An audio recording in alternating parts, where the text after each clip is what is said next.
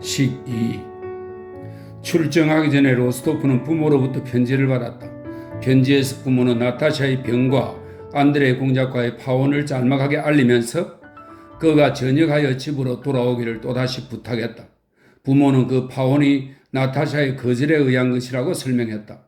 편지를 받은 니콜라이는 휴가를 내거나 전역을 신청하려고 노력하기보다 부모에게 나타샤의 병과 나타샤가 그녀의 약혼자와 헤어지게 된 것을 무척 안타깝게 여기며 두 분의 희망을 이루어드리기 위해 자신이 할 수 있는 모든 것을 하겠다는 편지를 썼다.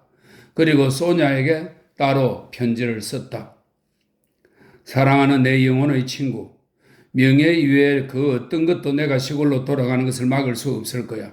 그러나 전쟁의 시작을 앞둔 지금 만일 내가 조국에 대한 의무와 사랑보다 행복을 더 우선한다면 난 동료들뿐 아니라 나 자신 앞에서조차 스스로를 명예롭지 못한 자로 여기게 될 거야. 그러나 이것이 마지막 이불이야. 믿어줘. 전쟁이 끝난 뒤에도 내가 살아있고 또 그대가 여전히 나를 사랑해준다면 그때는 내 뜨거운 가슴에 그대를 안기 위해 모든 것을 버리고 그대에게 달려가겠어.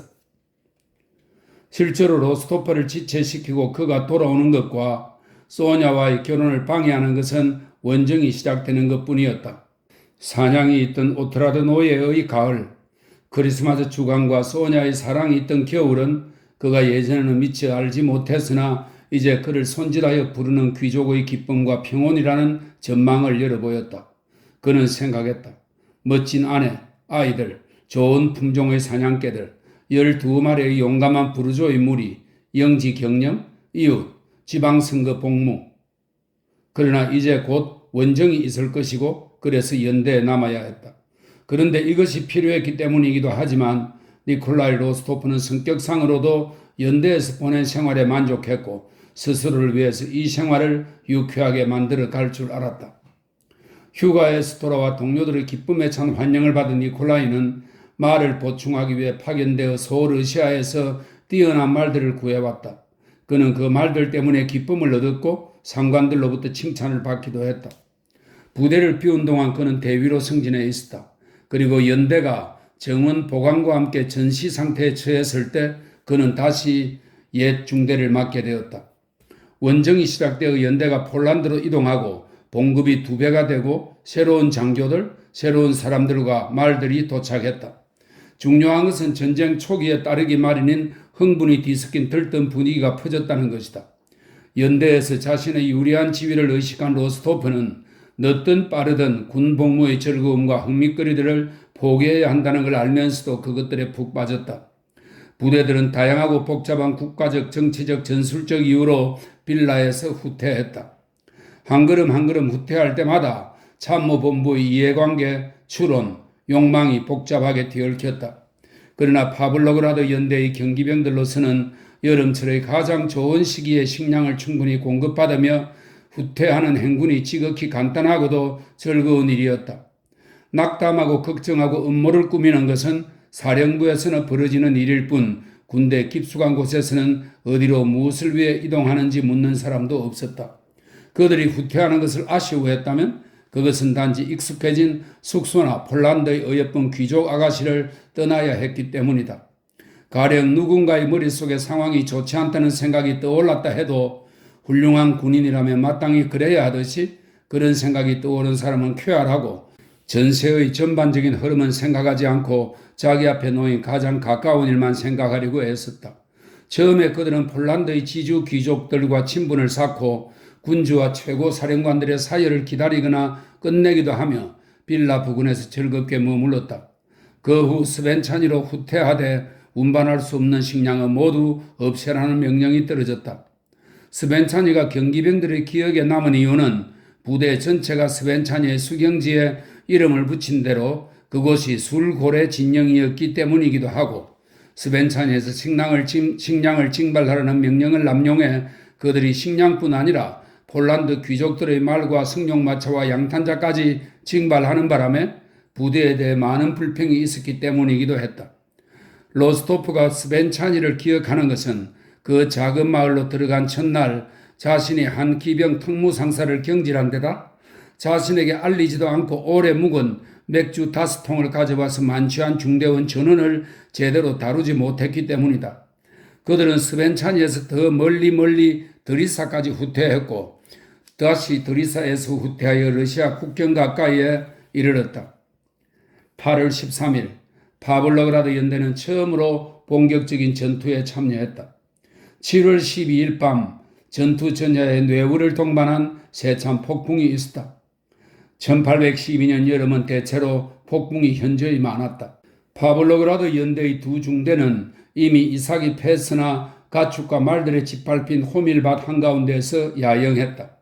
비가 폭우로 쏟아졌고 로스토프는 급하게 지은 임시 막사에서 자신이 후견하는 절면 장교 1, 2인과 함께 앉아 있었다.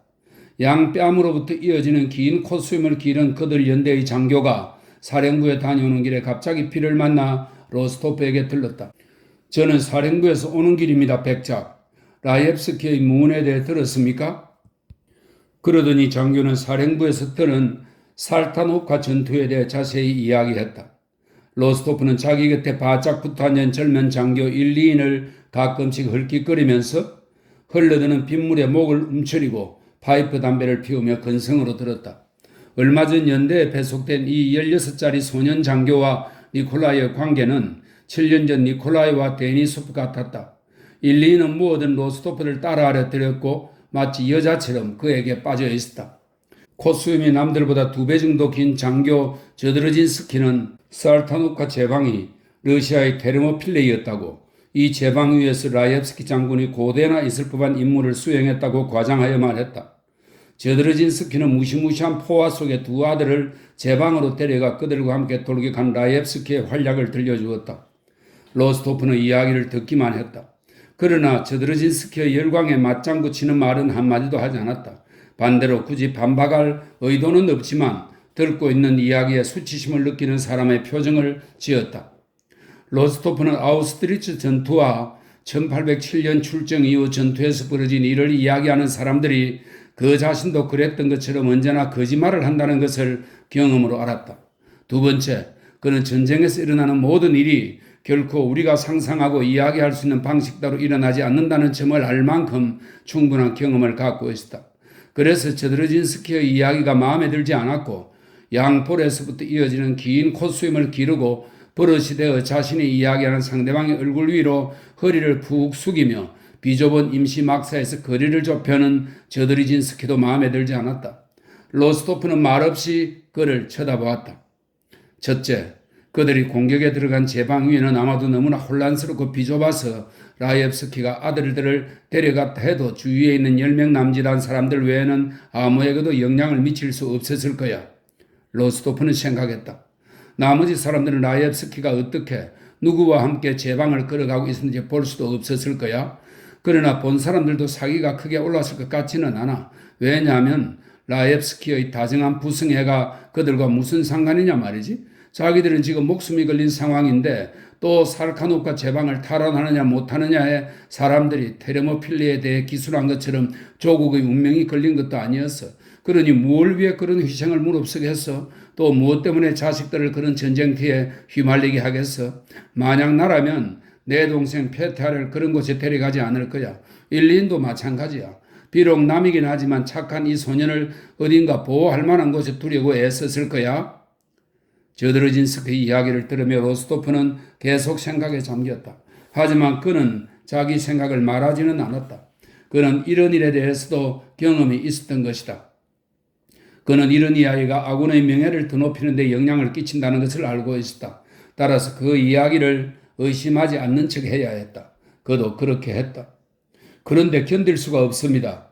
일리인이 로스토프가 저드러진스키의 이야기를 마음에 들어하지 않는다는 것을 눈치채고 말했다. 양말이고 루바식하고 옷속까지 다 젖었습니다. 피할 곳을 찾아보겠습니다. 빗줄기도 좀 약해진 것 같습니다. 일리인은 밖으로 나갔고 저드러진스키도 떠났다. 5분 뒤 일리인은 진흙탕을 철벅거리며 임시 막사로 달려왔다. 우라! 로스토프 빨리 가요. 찾았습니다. 저기 200걸음 정도 떨어진 곳에 선술집이 있어요. 그곳에 벌써 우리 사람들이 모여 있습니다. 하다못해 몸이라도 말려요. 마리아 깻니 호버나도 그곳에 있습니다. 마리아 겐리 호브나는 연대 군의관의 아내로 젊고 예쁘장한 독일 여자였는데 군의관과 폴란드에서 결혼했다.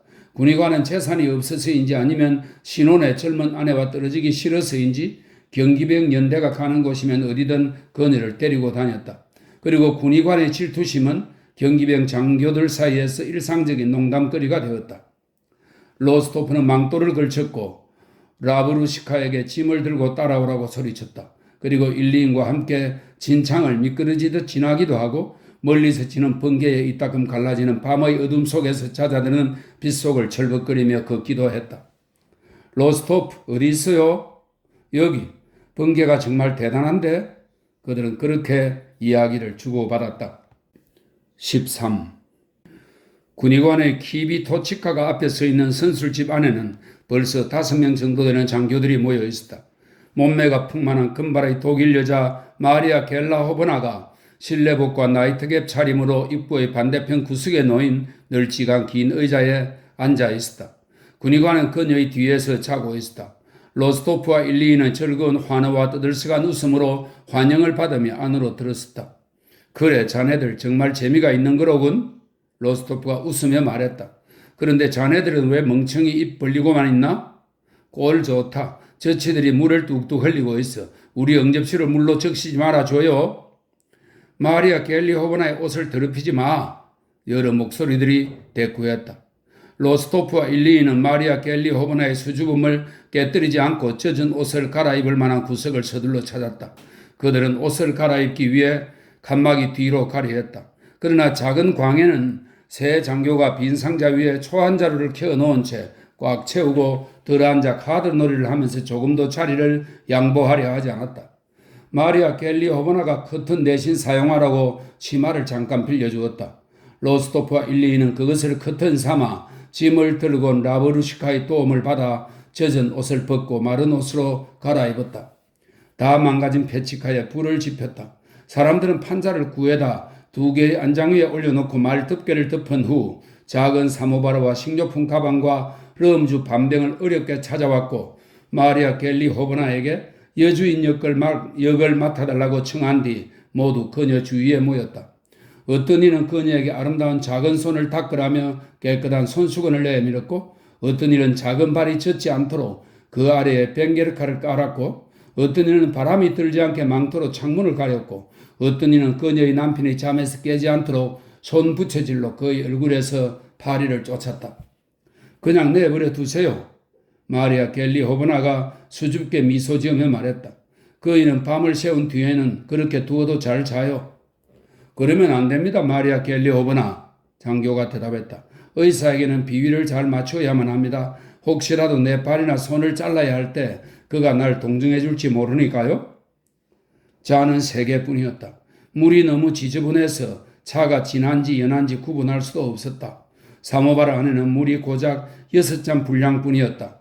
그러나 마리아 겔리 호버나의 포동포동하고 자그마한 손으로 연장자 손으로 잔을 받는 것은 그만큼 더 기쁜 일이었다. 손톱은 짧고 깨끗하지만은 않았다. 이날 밤 모든 장교들이 정말로 마리아 겔리 호버나에게 빠진 것 같았다. 심지어 칸막이 뒤에서 카드 놀이를 하던 장교들까지 마리아 겔리 호버나에게 구애하는 분위기에 휩쓸려 카드를 내던지고 사모바르가 있는 곳으로 건너왔다. 마리아 겔리 호버나는 숨기려고 애쓰면서도 그리고 뒤에서 자고 있는 남편의 뒤척임에 눈에 띄게 두려워하면서도 눈부시고 정중한 청년들로 둘러싸인 자신을 보며 행복감으로 얼굴을 환히 빛냈다. 숟가락은 하나뿐이었다. 설탕은 그나마 풍족했지만 그들이 모두 적기에는 여의치 않았다. 그래서 그녀가 모든 사람들의 설탕을 차례차례 저어주기로 했다. 로스토프는 자신의 잔을 받자 럼주를 따르고는 마리아 겔리 호버나에게 저어달라고 청했다. 그런데 당신은 정말 설탕도 없이요? 그녀는 계속 생글생글 웃으면서 마치 자신이 말한 것처럼 모든 것이 또 다른 사람들이 말한 것도 모든 것이 매우 우습고 거기에는 다른 뜻도 있다는 듯이 말했다. 네, 저는 설탕은 필요 없습니다. 그저 당신이 그 자그마한 손으로 직접 저어주기만 바랄 뿐입니다. 마리아 겔리 호버나는 이미 누군가 집어간 숟가락을 찾기 시작했다. 당신이 손가락으로 저어주면 로스토프가 말했다. 더 기쁠 텐데요, 마리아 갤리 호버나. 뜨거워요. 마리아 갤리 호버나가 만족감으로 얼굴을 붉히며 말했다. 일리는 물이든 양동이를 가져다가 거기에 럼주를 몇 방울 뚝뚝 떨어뜨리고는 마리아 갤리 호버나에게 손가락으로 저어달라고 요청했다. 이것이 나의 찻잔입니다. 손가락으로 담가 주시기만 하면 제가 전부 마셔버리죠? 그가 말했다. 그들이 사모바르의 차를 다 마시고 났을 때 로스토프가 카드를 집어들고 마리아 갤리 호버나와 함께 킹 놀이를 하자고 제안했다. 마리아 갤리 호버나의 짝을 정하기 위해 제비뽑기를 했다. 로스토프의 제안에 따라 킹이 된 자가 마리아 갤리 호버나의 작은 손에 입맞출 권리를 얻고 잭이 된 자는 군의관의 잠에서 깰 때 그를 위해 새 사모바르를 준비하러 가는 것이 놀이의 규칙이었다. 만약 마리아 갤리 호버나가 킹이 되면요? 일리인이 물었다. 마리아 갤리 호버나는 지금 이대로는 퀸이잖아. 그러면 그녀의 명령은 곧 법이야.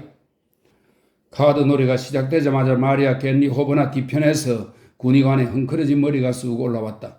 그는 벌써 오랫동안 잠에서 깨어나 주고받는 말에 귀를 기울이고 있었다. 아마도 그는 주고받는 사람들의 모든 말과 벌어진 모든 일들에서 즐겁거나 우습거나 재미있는 것을 전혀 발견하지 못한 듯 했다. 그의 얼굴은 슬프고 침울했다. 그는 장교들과 인사를 나누지 않았고 몸을 벅벅 긁더니 밖으로 나가게 해달라고 청했는데 장교들이 길을 막고 있었기 때문이다. 그가 나가자마자 장교들이 큰 소리로 웃음을 터뜨렸고 마리아 갤리 호버나는 눈물이 글썽일 정도로 얼굴이 빨개졌다. 그 모습이 장교들의 눈에는 더욱 매력적으로 보였다. 앞 정원에서 돌아온 군의관은 아내에게 비가 그쳤다고 키비 토치카로 자라가야 한다고 그러지 않으면 전부 가져가 버리고 말 거라고 말했다. 그녀는 이제 행복한 미소를 멈추었고 겁에 질린 채 선고를 기다리며 그를 쳐다보고 있었다. 내가 연락병을 한 명 보내지요.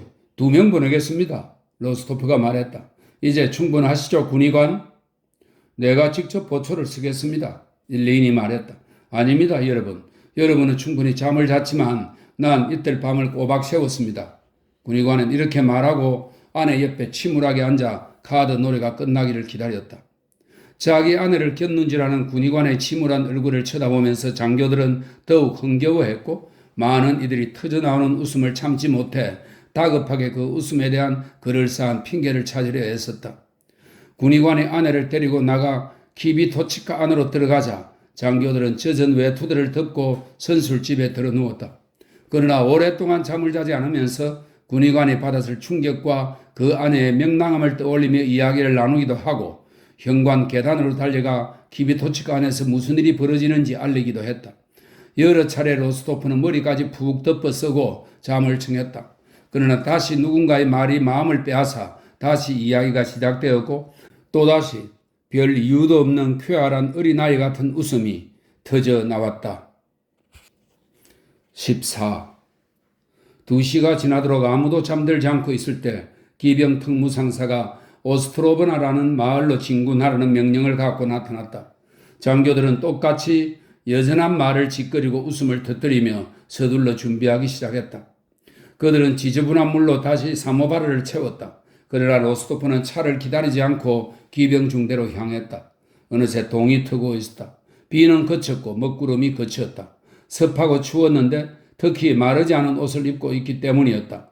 선술집에서 나왔을 때 로스토프와 일리인 두 사람은 새벽 으스름 속에서 비에 젖어 반들거리는 군의관의 가죽 키비토치카를 흘낏 쳐다보았다.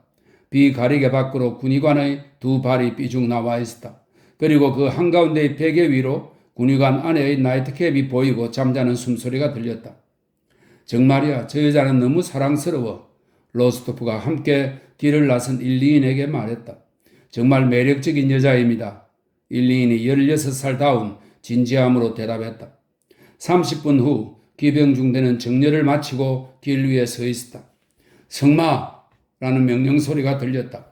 병사들은 성호를 꺾고 말에 오르기 시작했다.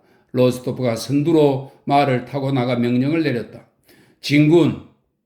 4명씩 나란히 선 경기병들은 젖은 도로 위에 기병도를 철컥거리고 낮은 목소리로 수군거리면서 앞서가는 보병대와 포병중대를 뒤따라 자작나무가 늘어선 대로를 따라 나아갔다. 푸르스름한 보랏빛 조각 구름들이 해돋이에 붉게 물든 채 바람결에 빠른 속도로 밀려났다. 주위가 점점 더 환하게 밝아졌다. 시골길에 항상 자리 잡는 풀들이 지난밤의 비에 젖은 모습으로 또렷하게 보였다. 물기를 머금고 늘어진 자작나무 가지들이 바람에 흔들리며 반짝이는 물방울을 흩뿌렸다. 병사들의 얼굴도 점점 더 뚜렷이 드러났다. 로스토프는 그에게서 뒤처지려 하지 않는 1, 2인과 함께 길 한쪽으로 따라 두 줄로 늘어선 자작나무 사이를 지났다. 출정 중에 로스토프는 자기 마음대로 전선부대의 말이 아닌 카자크 말을 탔다. 마을 전문가이자 사냥꾼인 그는 얼마 전 꼬리와 갈기는 하얗고 몸통은 갈색인 크고 좋은 팔팔한 도원 지방의 말을 한 마리 구했다. 이 말을 타고 있으면 아무도 그를 따라잡을 수 없었다. 그 말을 타는 것은 로스토프의 즐거움이었다. 그는 마을, 아침, 군의관 아내를 생각하고 있었고 눈앞에 닥친 위험에 대해서는 한 번도 생각하지 않았다. 예전에 로스토프는 전투에 나갈 때 두려워했지만 이제는 조금도 두려운 느낌이 들지 않았다. 그가 두려워하지 않는 것은 포화에 익숙해졌기 때문이 아니라 위험 앞에서 마음을 다스리는 법을 배웠기 때문이다. 위험에 익숙해지는 것은 불가능하다. 그는 전투에 나갈 때 가장 흥미롭게 마음을 끄는 것, 즉 앞에 놓인 위험은 제외한 채 모든 것들에 관해 생각하는 데 익숙해졌다. 군복무를 시작한 초기에는 아무리 노력해도 또 아무리 자신의 소심함을 자책해도 그런 상태에 도달할 수 없었다. 그러나 몇 해가 지나면서 저절로 그렇게 되었다. 지금 그는 1, 2인과 나란히 말을 타고 자작나무 사이를 가면서 손에 걸리는 나뭇가지에서 가끔씩 잎사귀를 뜯기도 하고 한쪽 발로 말의 허벅지를 가볍게 건드리기도 하고 뒤따라오는 경기병에게 방향을 틀지 않은 채 다 피운 파이프를 건네기도 했다. 마치 말을 타고 산책하듯이 너무나 평온하고 걱정 없는 표정이었다. 그는 초조한 듯 수다를 떠는 1, 2인의 불안한 얼굴을 보며 안타까웠다. 그는 이 기병 소유가 겪고 있는 두려움과 죽음을 기다릴 때의 고통스러운 상태를 경험으로 알았으며 시간 외에는 아무것도 그를 돕지 못하리라는 사실도 알았다. 태양이 구름을 헤치고 깨끗한 대지 위의 모습을 드러내자 소나기 후의 그 매혹적인 여름 아침을 감히 망칠 수 없다는 듯 바람도 이내 잦아들었다. 여전히 빗방울이 떨어지고 있었지만 이제는 수직으로 떨어졌고 주위는 온통 고요했다. 태양이 완전히 떠올라 지평선의 모습을 드러냈다가 그 위에 뜬 좁고 긴 먹구름 속으로 자취를 감추었다. 몇 분 후 태양은 먹구름의 가장자리를 헤치며 그 위쪽 가장자리로 한층 더 밝게 떠올랐다. 모든 것이 빛나고 반짝였다. 그리고 이 빛의 응답이라도 하듯 이 빛과 동시에 앞쪽에서 대포 소리가 울렸다. 로스토프가 그 대포 소리가 얼마나 먼 곳에서 일어났는지 미처 생각하고 판단하기도 전에 비렙스크 출신의 오스테르만, 톨스토이 백작의 부관이 말을 몰고 급히 달려와 도로를 빨리 통과하라는 명령을 전달했다. 기병 중대는 행군을 서두르는 보병과 포병을 우회하여 언덕 아래로 내려갔고 주민 없이 텅 빈 마을을 지나 다시 언덕으로 올라갔다. 말들이 땀에 흠뻑 젖고 사람들은 벌겋게 달아올랐다. 제자리 서 정렬 대대장의 구령이 들렸다. 좌로 돌아 보통 걸음으로 전진. 앞쪽에서 구령이 떨어졌다. 그리하여 경기병들은 부대의 대열을 따라 진지 왼쪽 날개로 나아갔고 최전선에 서 있던 아군 창기병 뒤에 멈추었다. 오른쪽에는 아군 보병이 밀집종대로 서 있었다. 그들은 예비 부대였다. 언덕의 좀 더 높은 곳에 말띠 맑은 대기 속에서 비스듬히 빛나는 아침 햇살 속 먼 지평선에 아군의 대포들이 보였다. 앞쪽 골짜기 너머에 적군의 종대들과 대포들이 보였다. 골짜기에서는 이미 교전에 돌입하여 적을 깨부수는 아군의 소리가 들렸다. 로스토프는 오랫동안 듣지 못한 그 소리에 가장 경쾌한 음악이라도 듣는 양 마음이 즐거워지기 시작했다. 트랍 탑탑탑 몇 차례의 사격이 때로는 갑자기 때로는 빠르게 연이어 울렸다. 전체가 고요해졌다가 다시 마치 누군가 폭죽을 밟으며 돌아다니는 것처럼 폭죽이 터지는 듯한 소리가 울렸다. 경기병들은 같은 소리에 1시간가량 서 있었다. 포성도 울리기 시작했다. 오스테르만 백작은 수행원을 거느리고 기병 중대 뒤로 지나가다가 말을 세우고 연대장과 잠시 이야기를 나눈 후 언덕의 대포를 향해 떠났다. 오스테르만이 떠나자 그 뒤를 이어 창기병 부대에서 명령이 들렸다. 종대를 지어 공격 대형으로 그들 앞에 있던 보병대가 기병대를 통과시키기 위해 소대를 두 열로 나누었다. 창기병들은 창에 단 깃발들을 불럭이며 진군하기 시작했고 언덕 아래 왼편에 보이는 프랑스의 기병대를 향해 빠른 걸음으로 내려갔다. 창기병들이 언덕을 내려가자마자 경기병들에게는 포병 중대 의무를 위해 언덕으로 이동하라는 명령이 내려졌다.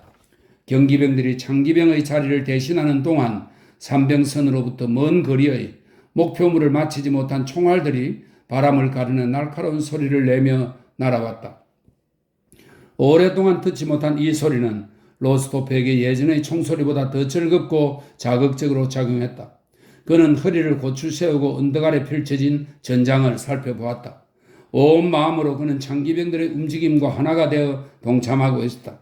창기병들은 프랑스 용기병들에게 달려들었고 그곳에서 무언가가 연기 속에 뒤엉켰고 5분 후 창기병들은 그들이 서 있던 장소가 아닌 뒤쪽으로 재빨리 물러났는데 더 왼쪽이었다.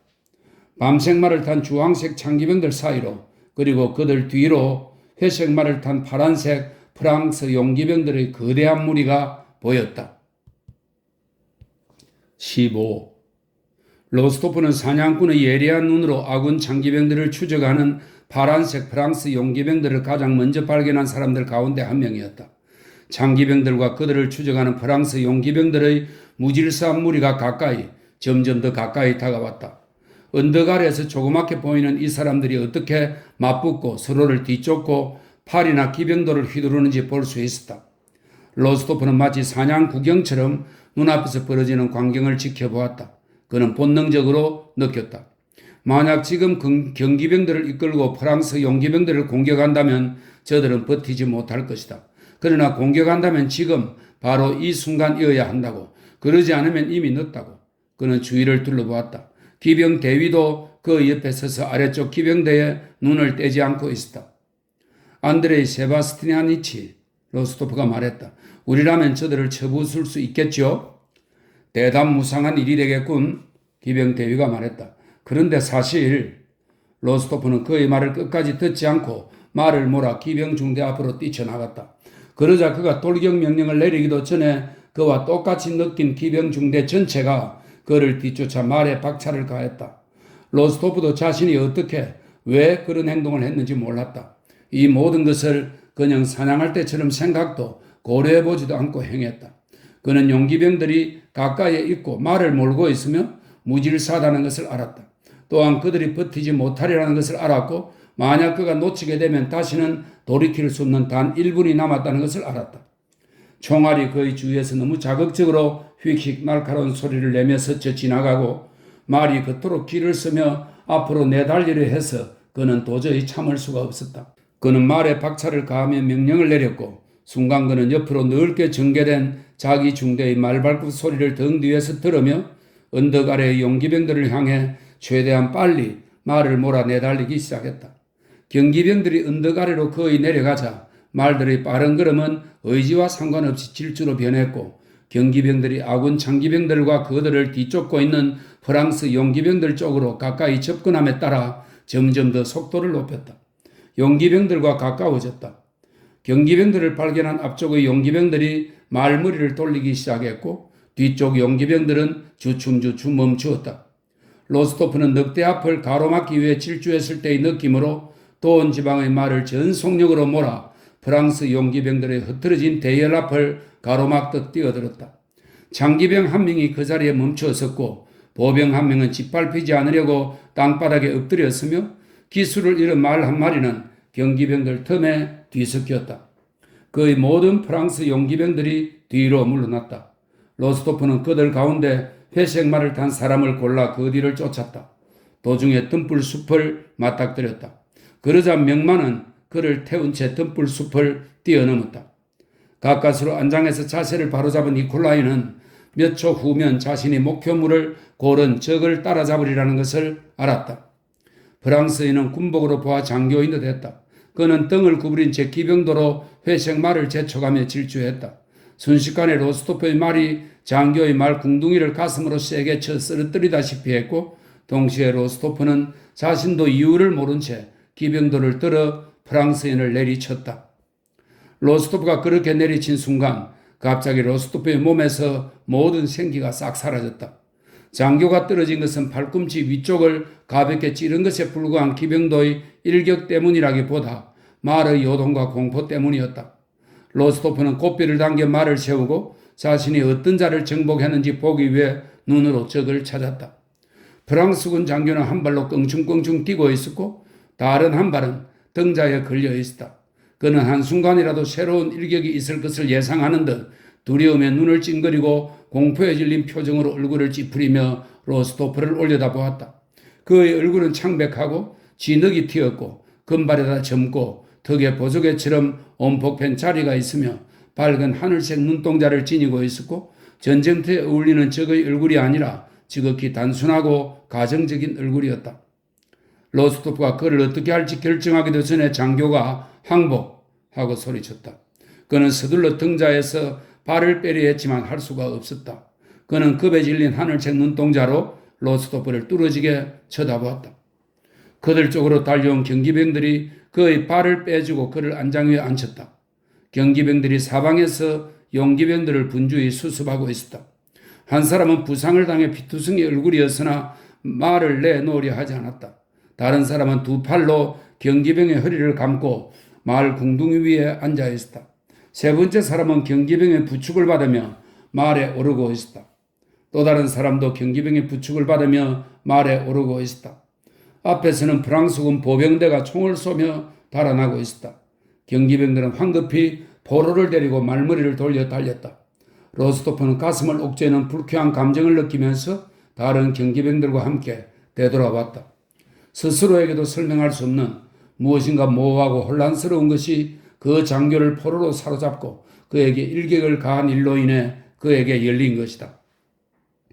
오스트레만 톨스토이 백작이 복귀한 경기병들을 맞이했고 로스토프를 가까이 불러 감사를 표했다.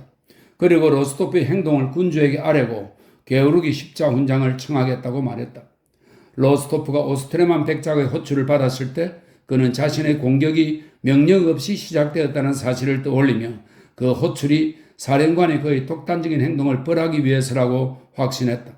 따라서 오스트레만의 칭찬과 포상 약속은 로스토프를 놀라게 할 정도로 기뻤다. 그러나 여전히 그 불쾌하고 모호한 감정이 그에게 도덕적으로 역겨운 마음을 불러일으켰다. 도대체 무엇이 날 괴롭히는 거지? 그는 장군 앞에서 물러나 말을 타고 돌아오며 스스로에게 물었다. 일리인? 아니, 그는 무사해. 내가 명예롭지 못한 짓을 한 걸까? 아니, 그것도 아니야. 후회와 같은 다른 무언가가 그를 괴롭혔다. 그래. 한쪽에 움푹 팬 자국이 있던 그 프랑스 장교야. 내가 팔을 올렸을 때 내 팔이 어떻게 멈췄는지 분명히 기억나. 로스토프는 끌려가는 포로들을 발견하고 턱에 움푹 팬 자국이 있는 프랑스인을 살펴보기 위해 그들을 뒤따라갔다. 이상한 군복 차림의 그는 경기병 부대의 예비 말에 앉아 불안하게 주위를 두리번거리고 있었다. 팔에 입은 부상은 부상이라고 할 수도 없었다. 그는 로스토프에게 짐짓 미소를 지으며 인사하듯 손을 흔들었다. 로스토프는 여전히 거북하고 왠지 부끄러웠다. 그날 내내 그리고 다음 날에도 로스토프의 동료들은 그가 따분해하거나 화가 난 것은 아니지만 말수가 적고 생각에 잠겨 무엇인가에 골똘하다는 것을 눈치챘다. 그는 마지못해 술을 마셨고 혼자 있으려 애썼으며 무언가를 계속 생각했다. 로스토프는 게으르기 훈장을 얻게 해주고 심지어 용맹한 자라는 명성을 안겨준 그 눈부신 무훈에 대해 계속 생각했다. 그런데 무언가 도저히 이해할 수 없는 것이 있었다. 그러니까 그들은 우리보다 훨씬 더 두려워하고 있구나. 그는 생각했다. 영웅적 행위라는 게 고작 이런 걸까? 난 조국을 위해 그것을 한 것일까? 턱이 움푹 파이고 하늘색 눈동자를 지닌 그 프랑스인은 무슨 잘못이 있는 것이지? 하지만 그는 얼마나 두려워했던가. 내가 자기를 죽일 거라고 생각했어. 무엇 때문에 내가 그를 죽여야 하지? 내 손이 떨렸어. 그런데도 난 게으르기 십자훈장을 받았지. 아무것도 모르겠어. 그러나 니콜라이가 자기 안에서 그 질문들을 재차 곱씹으면서 그럼에도 여전히 무엇이 자신을 그토록 혼란스럽게 만드는지 깨닫지 못하는 동안 이런 일은 허리 있는 일이지만 군 복무에서 행운의 수레바퀴는 그를 위해 돌아갔다. 오스트로보나 전투 이후 그는 승진했고 그에게는 경기병 대대가 맡겨졌으며 용감한 장교가 필요할 때마다 그가 뽑혔다. 16. 나타샤의 병에 관한 소식을 들은 백작 부인은 자신도 아직 완전히 나은 것도 아니고 쇠약했지만 페티아와 온 집안 사람들을 이끌고 모스크바로 왔다. 그리하여 로스토파 일가는 마리아 드미트리예브나의 집을 떠나 자신의 집으로 거처를 옮겨 모스크바에서 살게 되었다. 나타샤의 병이 너무도 심각했기 때문에 그녀나 부모에게는 다행스럽게도 병의 원인이 된 일들, 즉 그녀의 행동, 약혼자와의 결별에 대한 생각은 부차적인 문제로 밀려났다. 그녀는 너무도 위독했기 때문에 그녀가 먹지도 자지도 않고 눈에 띄게 야위고 기침을 하고 또 의사들조차 숨기려 하지 않을 만큼 위험에 빠진 상황에서 이미 벌어진 일들에 대해 그녀의 잘못이 어느 정도인지 생각한다는 것은 불가능했다. 그녀를 돕는 것만 생각해야 했다. 의사들은 나타샤를 개별적으로 왕진하거나 공동 진찰을 하면서 프랑스어로, 독일어로, 라틴어로 많은 말을 했고 서로를 비방하기도 하고 자신이 아는 모든 병에 대해 온갖 처방전을 써주기도 했다. 하지만 그들 가운데 어느 한 사람의 머리에도 살아있는 인간이 걸리는 질병들 중에서 우리가 파악할 수 있는 것은 단 한 가지도 없듯 자기들로서도 나타샤가 걸린 병을 알 수 없다는 단순한 생각이 떠오르지 않았다. 왜냐하면 살아있는 인간은 저마다 자기만의 특성을 가지고 있고 언제나 의학계 알려지지 않은 자기 나름의 복잡한 질병을 안고 있기 때문인데 이 질병은 의학 서적에 기록된 폐, 간, 피부, 심장, 신경 등등의 질병이 아니라 이 기관들의 고통이 무수히 결합된 것 가운데 하나다. 이런 단순한 생각이 의사들의 머릿속에는 떠오를 수 없었는데 왜냐하면 그들의 생업이 치료이기 때문이고 그들이 그 대가로 돈을 받았기 때문이며 그리고 그들이 자기 인생의 가장 뛰어난 몇 년을 이 일에 허비했기 때문이다. 그러나 무엇보다 그 생각이 의사들의 머릿속에 떠오르지 않은 이유는 그들이 자신을 의심할 바 없이 유익한 인간이며 실제로도 로스토프가의 모든 사람들에게 유익한 것을 보았기 때문이다. 그들이 쓸모 있었던 것은 대부분의 경우에 해를 끼치는 물질을 환자에게 먹였기 때문이 아니다. 해로운 물질은 소량으로 제공되어 그 해독이 거의 감지되지 않는다. 그들이 유익하고 필수적이고 불가피했던 것은 환자인 그녀와 그녀를 사랑하는 사람들의 정신적 욕구를 만족시켜 주었기 때문이다. 그들은 사람이 고통받을 때 경험하는 아픔이 완화되기를 바라는 인간적인 욕구, 누군가가 가엾게 여기고 무언가 해주기를 바라는 영원한 인간적 욕구를 만족시켰다. 그들은 그 영원한 인간적인 욕구, 다친 곳을 누군가 어루만져 주기를 바라는 욕구를 만족시켰다. 어린아이는 다치면 곧장 어머니나 보모의 품으로 달려가 입을 맞춰주고 아픈 곳을 어루만져 달라고 한다. 그들이 아픈 곳에 입을 맞추고 어루만져 주면 어린아이는 아픔을 덜 느끼게 된다. 어린아이는 자기보다 강하고 현명한 사람들에게 자기 아픔을 덜어줄 수단이 없을 거라 믿지 않는다. 그리고 어머니가 아픈 곳을 어루만지며 보여주는 동정의 표현과 아픔이 완화되기를 바라는 기대가 그를 위로한다. 의사들이 나타샤에게 쓸모 있었던 것은 그들이 만약 마부가 아르바트 거리의 약국에 가서 1루블 70코페이카 어치의 가루약과 알약을 예쁘장한 상자에 담아오면 그리고 병든 여인이 그 가루약을 반드시 2시간 간격으로 절대 그보다 빠르거나 늦으면 안 된다. 그 2시간 간격으로 끓인 물에 타서 복용하면 병이 금방 나을 거라는 확신을 주면서 아픈 곳에 입을 맞추고 어루만지기 때문이다. 일정한 시간마다 먹일 알약, 따뜻한 음료, 닭고기 커틀릿 등 의사가 지시한 일상의 온갖 세세한 것들이 없었다면 그 지시들을 따르는 것이 주위 사람들에게는 일거리와 위안이 되었다. 그것들이 없었다면 소냐와 백작과 백작 부인은 도대체 무엇을 했을 것이며 아무런 방책도 써보지 못한 채 어떻게 바라만 볼 수 있었겠는가. 만약 나타샤의 병에 수천 루블이 들고 딸을 위해서라면 몇천 루블이 더 들어도 아깝지 않으리라는 점을 백작 자신이 몰랐다면 만약 나타샤가 낫지 않을 경우 수천 루블도 아까워하지 않고 딸을 외국으로 데려가 그곳에서 공동진찰을 받게 하리라는 점을 스스로도 몰랐다면 만약 메티비에와 펠레르는 병에 대해 잘 몰랐으나 퍼리즈는 그 병을 알았고 무드로프는 병명을 더 잘 판정했다는 사실을 세세히 이야기할 기회를 갖지 못했다면 백작이 어떻게 사랑하는 딸의 병을 견뎌내겠는가.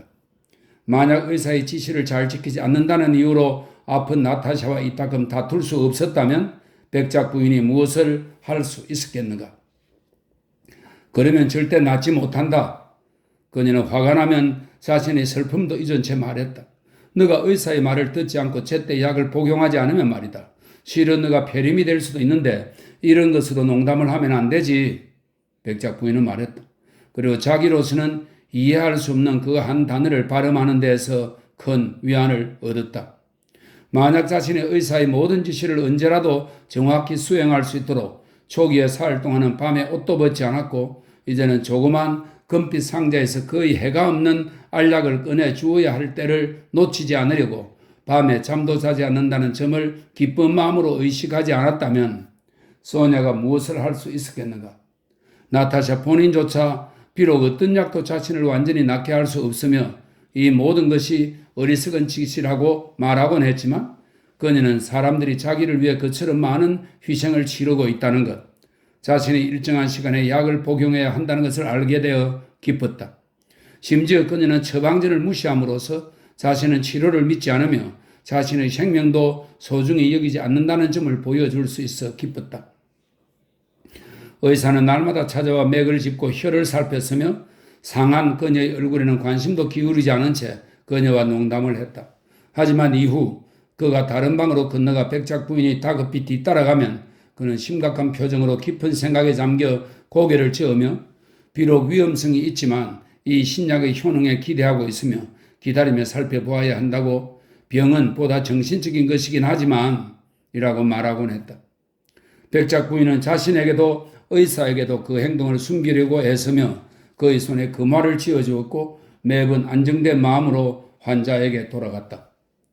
나타샤의 증상은 거의 먹지 않고 거의 자지 못하고 기침을 하고 늘 기운이 없는 것이었다. 의사들은 의학의 도움 없이 환자를 내버려 두어서는 안 된다고 말해서 그녀를 도시의 답답한 공기 속에 붙들어 두었다. 그런 이후로 1812년 여름에 로스토프가는 시골로 떠나지 않았다. 나타샤가 작은 병과 작은 상자에 든 그 덕분에 이런 물건들의 애호가인 마담 쇼스는 많은 수집품을 모으게 되었다.